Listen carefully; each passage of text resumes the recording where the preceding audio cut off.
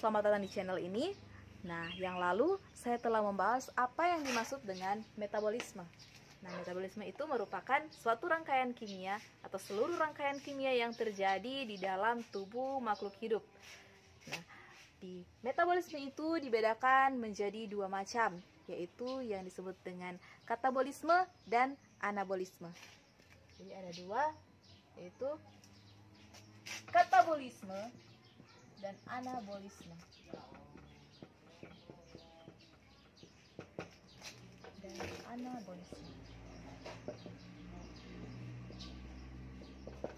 Oke. Nah, di katabolisme ini merupakan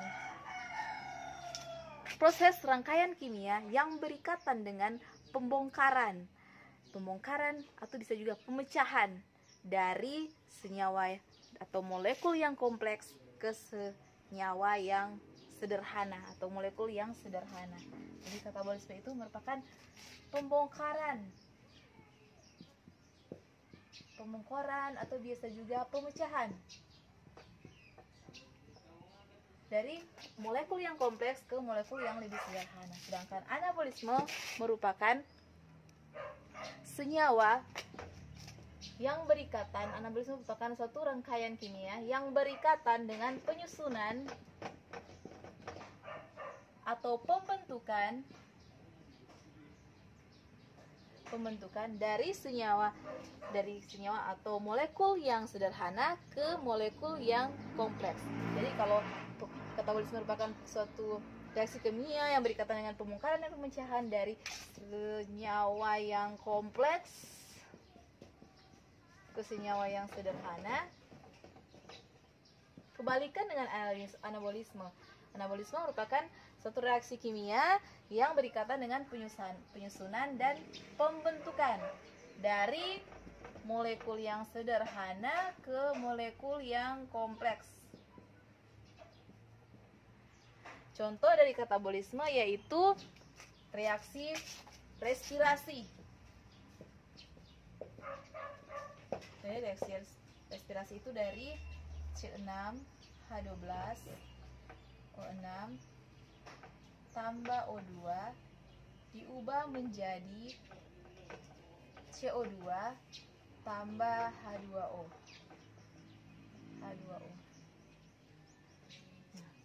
Jadi dia dari kompleks, ini yang kompleks, dia berubah menjadi yang sederhana. CO2 tambah H2O. Berbeda dengan anabolisme, contohnya yaitu reaksi fotosintesis juga kemosintesis. Jadi ada dua, fotosintesis dan kemosintesis. Kita ambil contoh yang satu saja, yaitu fotosintesis. Contohnya yaitu fotosintesis, rumus kimianya, prosesnya, dia dari CO2 tambah H2O, dia menjadi C6H12O6 tambah O2. Oke, jadi ini dari glukosa, dari ini dia berubah menjadi dari CO2 tambah H2O, senyawa yang sederhana, CO2 karbon dan hidrogen, dia menjadi yang kompleks, lebih kompleks. Jadi ini dua contoh dari katabolisme dan anabolisme. Selanjutnya, nah di katabolisme itu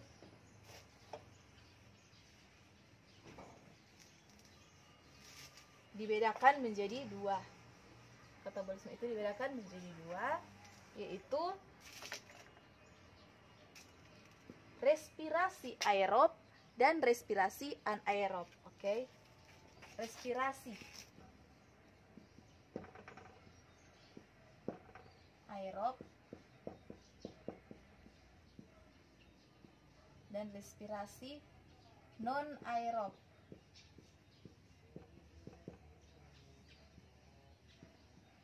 Oke. Nah, respirasi aerob ini dia dengan menggunakan oksigen. Sedangkan respirasi non aerob ini tanpa menggunakan oksigen. Nah, di respirasi aerob ini dibedakan menjadi 4 tahap. Tahap yang pertama yaitu yang disebut dengan glikolisis. Tahap yang kedua yaitu yang disebut dengan dekarboksilasi oksidatif.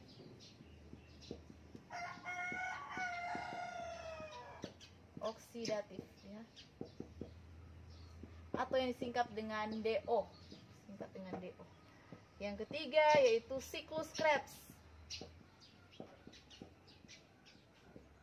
Yang keempat yaitu transport elektron.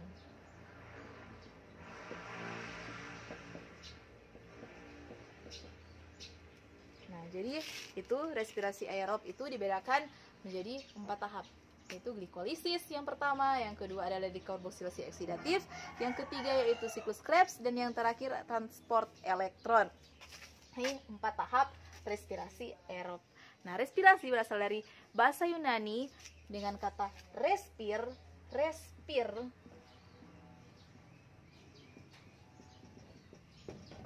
yang berarti bernafas. Nah, jadi peristiwa yang akan kita pelajari ini yaitu tentang pernafasan yang melalui 4 tahap: glikolisis, dekarboksilasi oksidatif, siklus Krebs, dan transport elektron. Nah, di sini kita akan bahas satu persatu karena ini isinya kimia yang akan kita bahas satu persatu, mulai dari glikolisis. Oke. Mulai dari glikolisis yang akan kita bahas. Di sini glikolisis dulu yang pertama kali kita akan bahas, namun di sini di respirasi kedua yaitu respirasi non aerob, saya akan memberitahu dulu respirasi non aerob itu dibedakan menjadi 2 macam, yaitu fermentasi alkohol dan fermentasi asam laktat. Jadi ada 2, fermentasi alkohol dan asam laktat. Alkohol dan kedua yang disebut dengan asam laktat. Sedangkan di anabolisme kita akan mempelajari tentang proses penyusunannya yang berkaitan dengan penyusunan, pembentukan itu, yaitu yang tahap-tahapnya adalah fotosintesis. Yang pertama fotosintesis, yang kedua yaitu kemosintesis.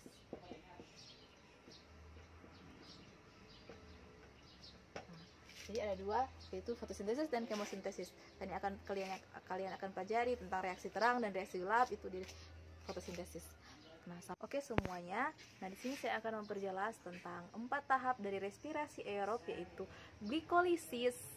Yang pertama glikolisis, dan yang kedua yaitu dekarboksilasi oksidatif, yang ketiga yaitu siklus Krebs, dan yang keempat yaitu transport elektron. Nah, respirasi aerob ini dia menggunakan glukosa atau reaksinya yaitu C6H12O6 untuk masuk ke dalam membran sel. Ini membran sel ya, sebagai membran sel, dengan bantuan singkat GLUT4 atau yang disebut dengan transport 4. Oke. C6H12O6 ini dia masuk melewati membran sel,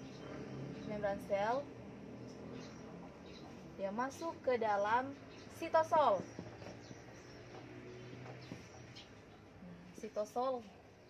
atau cairan yang berisi tentang cairan.